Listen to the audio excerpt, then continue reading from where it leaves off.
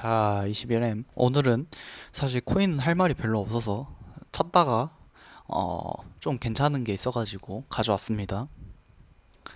항상 이런 좋은 자료 링크 해주시는 루팡 형님 감사하고요.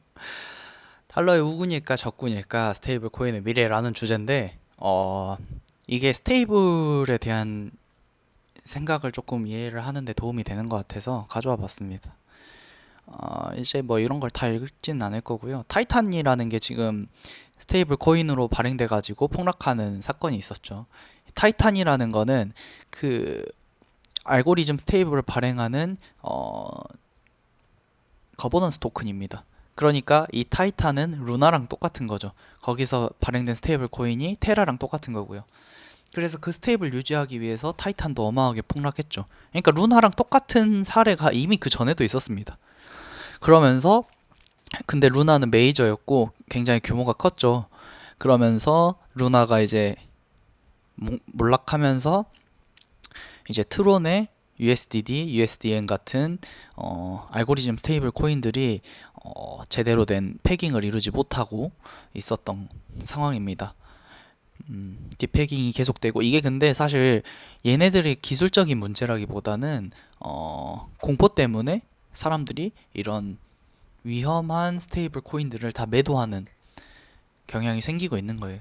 이런 거는 실제 환율에서도 똑같습니다. 달러가 오르고 있는 이유는 한국 원화보다 달러가 더 가치 있다고 생각하기 때문에 가치 없는 원화를 버리고 달러를 사게 되다 보니까 달러의 환율이 오른다고 보시면 돼요. 단순하게 생각하면. 자, 이제 스테이블 코인에 대한 종류는 예전에도 이야기했는데 이제 법정화폐 담보 간단하게 설명하고 넘어가자면 법정화폐 담보는 그냥 1대1로 1달러 맡기면 1달러치의 그거를 줍니다. 코인 1달러치 테더나 USDC를 주는 거고, 암호자산 담보는 다이 같은 거, 그리고 상품 담보 스테이블하고 알고리즘 스테이블 등이 있는데, 상품 담보는 말 그대로 코인 같은 거를 담보로 한 다음에 스테이블 코인을 대출해 주는 거죠. 그리고 알고리즘은 여기 말했다시피 알고리즘에 의해서 그 패깅되는 그 코인하고 왔다 갔다 해서 소각하고 발행하고 그거를 반복하는 그런 형태입니다.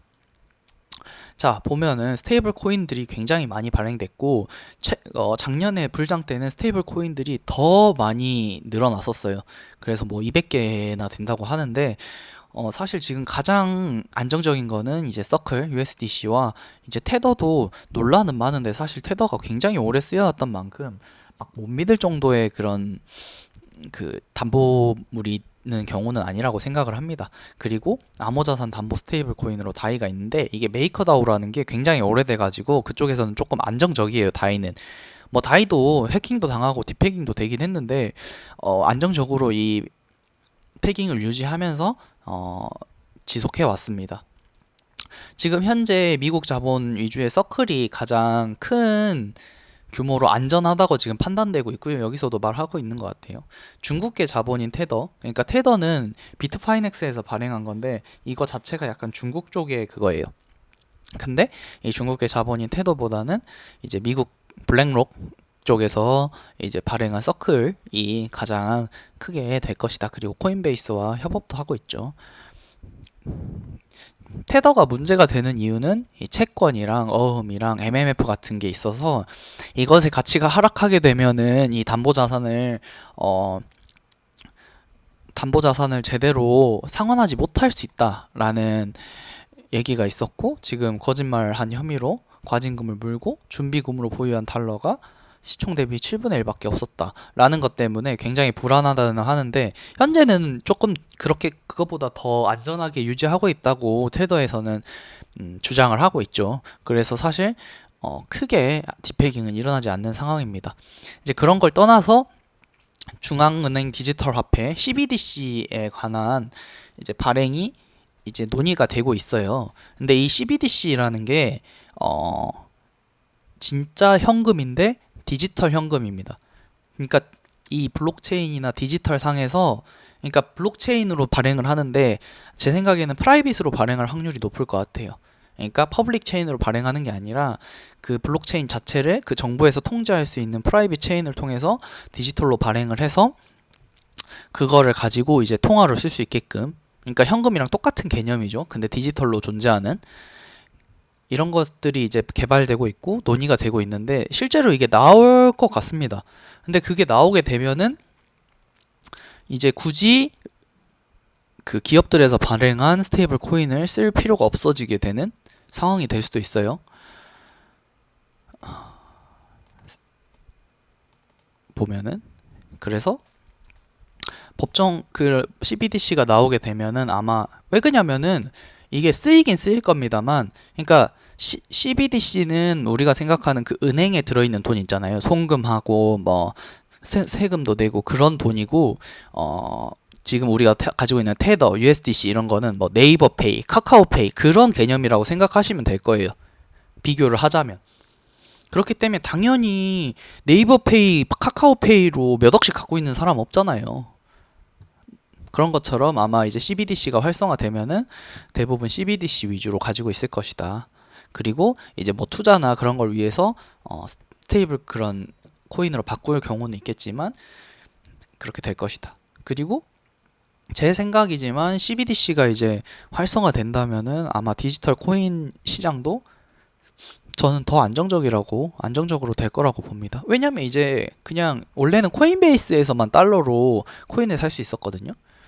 그래서 코인베이스가 영향을 많이 미치는 건데 이제 CBDC가 활성화되면은 그냥 살 수 있어요. 그냥 현금으로. 우리가 업비트나 비썸에서 원화로 거래를 하는 것처럼 말이죠.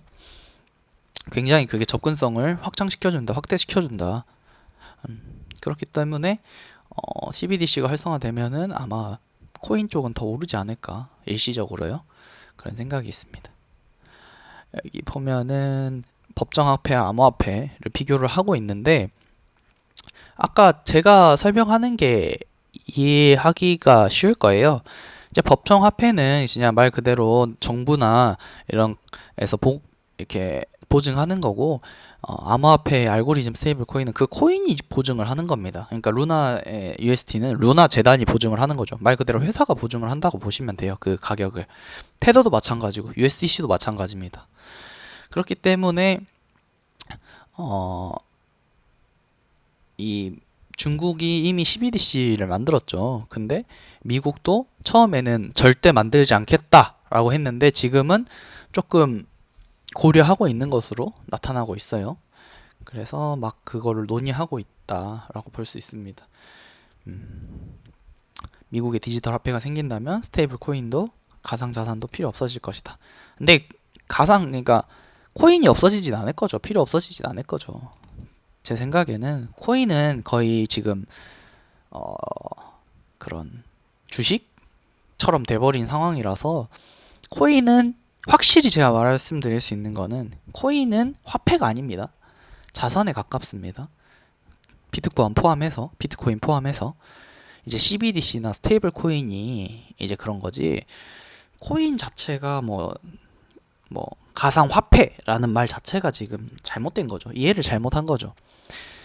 이제 비트코인이 디지털 상에서 가상 화폐 같은 역할을 한다라고 이제 설명을 해서 그렇게 됐는데 실제로는 그 가상 세계에서 비트코인은 가상 세계에서 그 약간 금처럼, 약간 금이라고 똑같이 말할 수는 없지만 금처럼 약간 근본이 되는 그 가상에서 가장 믿을 수 있는 자산 정도로 생각하시면 될 것 같아요.